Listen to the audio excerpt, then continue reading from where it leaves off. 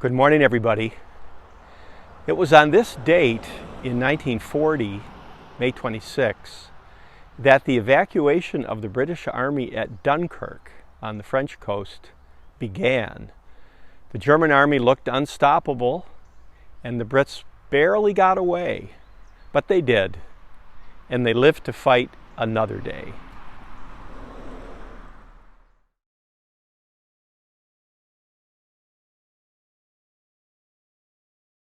When World War I was finished, the French built a series of forts along their border with Germany called the Maginot Line, and it's the dark red line on this map. And here's a cutaway of a Maginot Line area. You can see it's heavily fortified with guns and things related to combat. So the French felt pretty secure behind the Maginot Line. This map shows the Muse River, which flows north, and this was another natural barrier that the French thought would be to their advantage if Germany would ever attack France again. And then the Ardennes forest, pictured here, was very dense, and the Germans, it was thought, would not go through the Ardennes forest because you couldn't take a modern mechanized army that way. So the French weren't planning on the Germans coming that way. So here's a picture of the German Blitzkrieg, September 1, 1939, when Germany invaded Poland. You can see it's very mechanized. And this map shows that the Germans were, in fact, able to go through the Ardennes forest, which the French didn't plan on. And that lower purple arrow shows that the French were totally surprised by the Germans, and the Germans were cutting through France, and the French had no backup. And they and their British allies realized they had to get off of France. And this is the beach at Dunkirk, and they picked this beach for the evacuation because it was big and it had docking facilities.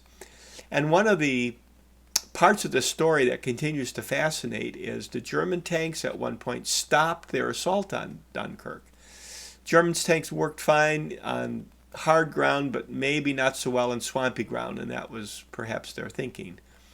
So here's Dunkirk. You can see there are a lot of docking facilities here, but many of these were soon destroyed by the German Air Force. So the British soldiers and the French and others who were there got in these long, long lines to get rescued, but most of them got rescued from breakwaters like this one. It's still there. They were called moles, and about 200,000 of the 300,000 who got rescued were picked up from a breakwater like this. There were many ships involved in the Dunkirk evacuation. This is a warship of the British Navy. So there were big ships like this that could hold many soldiers. And then there were smaller ships like this one. And organizing all these ships on the English coast to cross the channel was a pretty big deal. And I think we tend to focus on the little ships that also came and picked up soldiers by the ones, twos, or threes. Now, at the same time that this was happening, the Royal Air Force had to fight off the Germans, and here's a picture of an RAF airplane involved in that. So there was a lot of fighting in the air. The Germans were dropping a lot of bombs on Dunkirk. Here's a picture of some Dunkirk facilities up in smoke, and they were also trying to sink the transport ships. They had submarines there. So this was a big deal, and here's a picture of British soldiers actually trying to shoot down a German airplane. So if you look into the Dunkirk story, look into what the air war was like. But many did get back to England, and they had tea and toast and kind of that traditional English thing. And 4 years later, many of these same guys probably were here on another beach in Normandy on D-Day. So the men who escaped from Dunkirk, many probably returned to France on D-Day. So this is Dunkirk today. It's a resort town on the English Channel. It's got a big beach, like many of those towns do.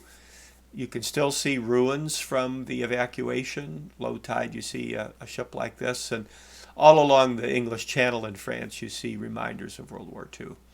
And this is a memorial at Dunkirk to the bodies that were never found. And memorials are quite common there. So in 2017, the movie Dunkirk came out. Here's a still from it.